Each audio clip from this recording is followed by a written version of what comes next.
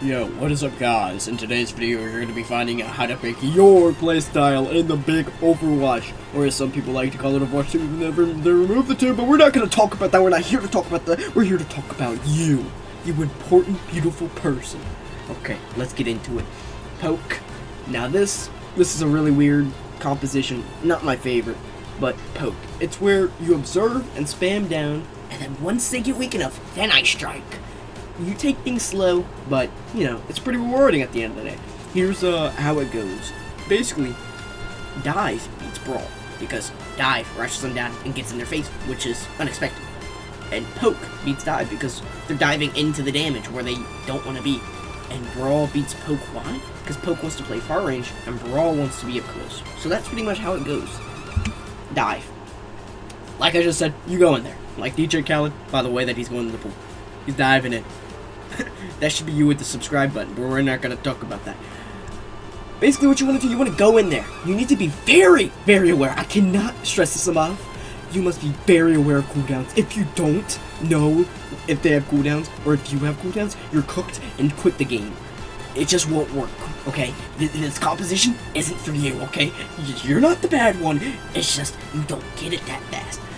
You need to be able to read your team really well. If your team's backed up, that means you can't go in, usually. You need coordination. You can't really play dive without coordination unless you're really good at reading teams, which is something that you pick up along the way. Brawl. Close and personal. Hey buddy, come here. That's pretty much the entire point of brawl. You say, hey, come here. They come here, and then you slaughter them. GG's. That's pretty much how it goes. You need to get close and personal. Push when I push. What I mean by this is, if the tank pushes, the team should be pushing with them. Never should a tank be by himself in a brawl comp.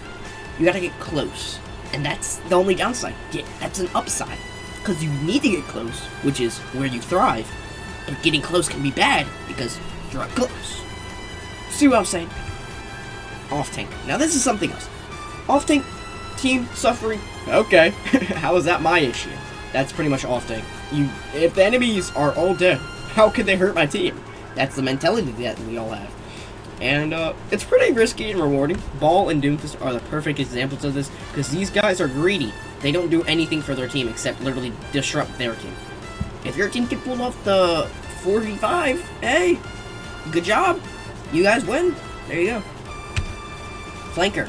Sneakiest assassin. You have to be a spectator for the majority of the match. I'm not gonna lie. You have to, just like dive, because these two kinda are dive characters.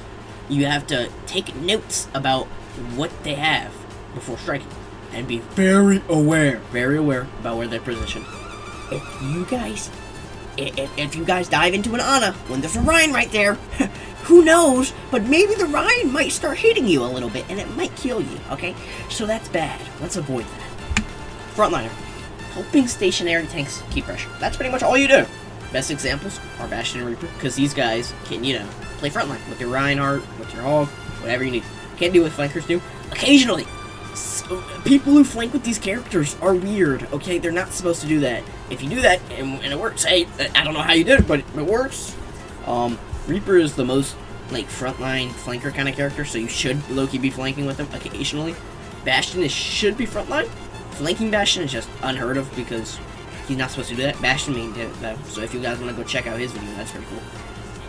But yeah, you're pretty slow. You're a pretty slow person, but you compensate in having a giant minigun on your back and dual-wielding shotguns. But hey, that's how it works.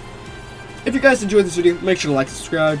I'll see you guys in the next one, because I love you guys a lot. See you guys in the next one. Look what this guy does. Later. Oh my god, oh my